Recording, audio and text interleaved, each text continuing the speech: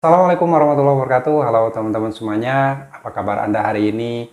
Saya harap dan saya doakan kalian tetap sehat selalu, tetap kuat, tetap sehat pikiran, dan tidak terintimidasi oleh cara-cara penagihan yang dilakukan oleh debt collector pinjaman online.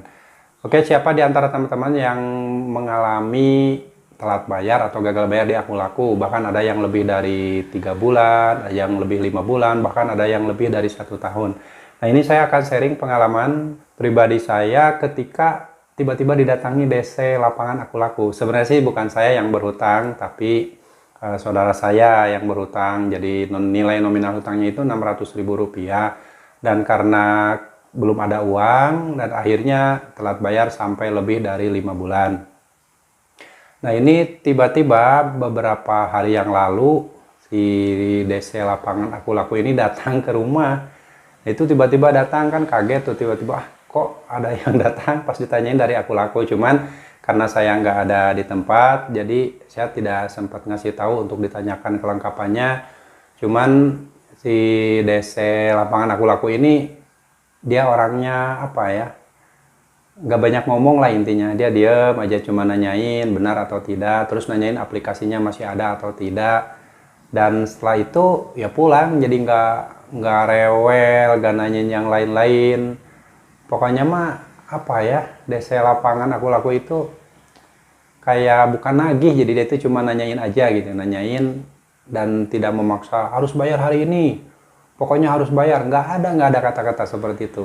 Justru kasihan ngelihatnya, wah orang ini jauh-jauh udah datang tapi nggak dapat hasil. Ya memang sih yang namanya pinjaman online itu kan pembayarannya tidak boleh dititipkan ke siapapun, baik ke debt collector lapangan atau siapapun. Yang jelas namanya pinjaman online dibayarkannya itu hanya melalui nomor virtual akun yang ada di aplikasi pinjaman online tersebut, termasuk Aku Laku juga. Makanya teman-teman yang saat ini mungkin masih dibayangi ketakutan, membayangkan video-video dari konten kreator yang menakutkan didatangi debt collector Aku Laku yang serem, yang galak, datangnya berombongan dan sebagainya, itu hanyalah video. Jadi pada faktanya tidak semua sama. Ada yang biasa-biasa saja, baik-baik saja, jadi tidak usah takut. Ya, karena kalian menonton video-video seperti itu, video-video yang menakutkan, akhirnya kan kalian ketakutan sendiri. Ya, kalaupun memang ada debt collector lapangan dari Aku Laku yang arogan, kita kan semua udah tahu cara menghadapi debt collector lapangan Aku Laku yang arogan, yang kasar itu harus bagaimana. Terus cara menghadapi yang baik-baik juga harus bagaimana. Pada faktanya tidak semua DC lapangan Aku Laku itu datang dengan cara-cara yang kasar, tidak beretika. Ada yang hanya menanyakan saja perihal tagihannya dan tidak nanyain kapan akan dibayar. Mungkin itu versi baiknya ya. Ya siapa tahu kedepannya tiba-tiba datang lagi DC lapangan Aku Laku yang serem, yang galak, kasar dan sebagainya, yang teriak-teriak ke tetangga bahwa kita punya utang.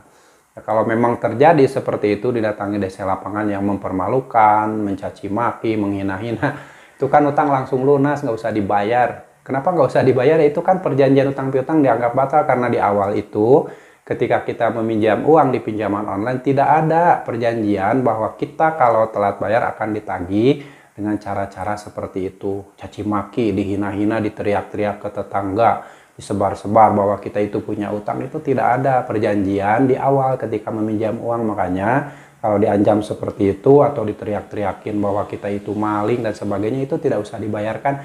Biarkan si desa itu gila dengan sendirinya. Dia gila teriak-teriak, dia gila menyebarkan aib orang lain bahwa kita punya utang, itu biarkan dia gila dengan sendirinya dan gila dikejar-kejar target.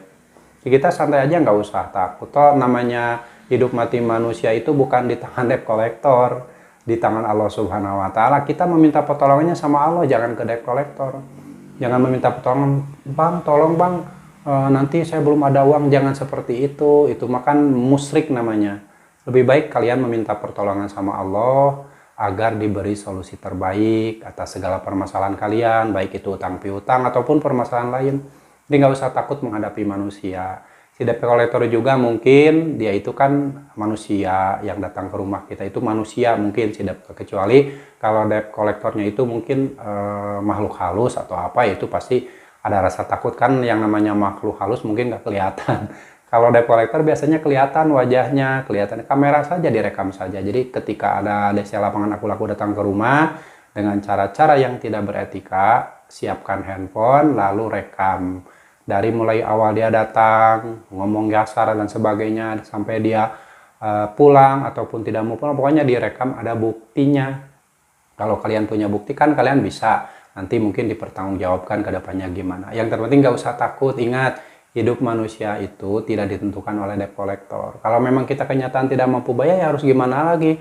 Mau di penjara silahkan, mau di blacklist silahkan, mau di gimana-gimana silahkan. Yang penting nggak usah takut, nggak usah menonton video-video yang menakutkan didatangi 10 DC lapangan. Itu hanya video. Jadi lebih baik kalian tunggu saja kalau memang kalian sedang mengalami telat bayar di Aku Laku. Tunggu saja si DC itu datang ke rumah. Baru kalian akan tahu bagaimana sikap debt collector tersebut. Apakah benar sesuai dengan di video, kasar dan sebagainya. Walaupun ada ya itu mungkin bisa saja karena namanya manusia kan dikejar-kejar target. Takut nggak mendapatkan gaji, akhirnya kan melakukan cara-cara penekanan agar kalian bayar. Ya kalau memang kalian nggak punya uang, mau bayar pakai apa coba? Jadi yang terpenting kondisikan pikiran kalian, jangan memikirkan sesuatu yang belum terjadi. Lebih baik kuatkan mental, kuatkan fisik, tebalkan telinga, tebalkan muka. Karena dengan seperti itu ya kita bisa bersikap bodoh amat, mau dia datang ratusan orang ke rumah, mau datang puluhan orang, mau mencaci maki dan sebagainya.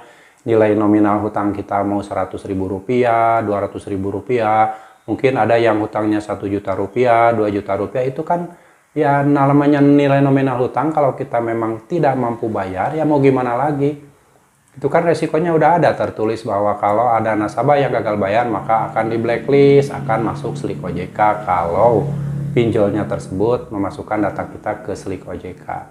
Jadi intinya teman-teman yang saat ini mungkin sedang mengalami telat bayar dan gagal bayar di Aku Laku, jangan takut ketika didatangi DC Lapangan. Lebih baik kalian temui saja kalau lagi ada di rumah nih, temui saja DC Lapangan tersebut, kecuali kalau kalian tidak ada di tempat. Temui, bisa kan nanti bisa ditanyakan dulu KTP, ID card, surat tugas penagihan, dan sertifikasi profesi penagihan. Setelah itu kalian boleh nanti berbicara lebih lanjut masalah utang piutang.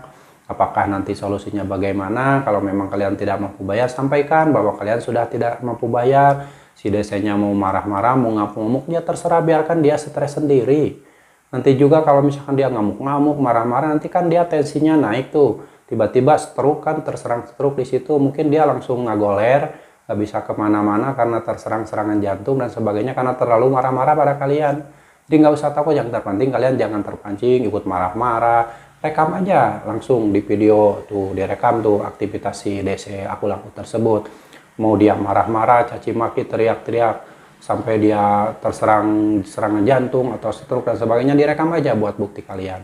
Oke, jadi buat teman-teman yang terpenting yang harus kalian lakukan adalah kalian dekatkan diri pada Allah, minta pertolongan sama Allah agar diberikan jalan terbaik, diberikan solusi terbaik atas segala permasalahan yang sedang kalian hadapi. Jangan takut dengan manusia, karena manusia itu hanyalah ciptaan Allah. Kembalikan semuanya sama Allah agar kalian bisa lebih tenang. Oke, semoga sharing ini bermanfaat dan sampai jumpa lagi di video saya selanjutnya. Wassalamualaikum warahmatullahi wabarakatuh.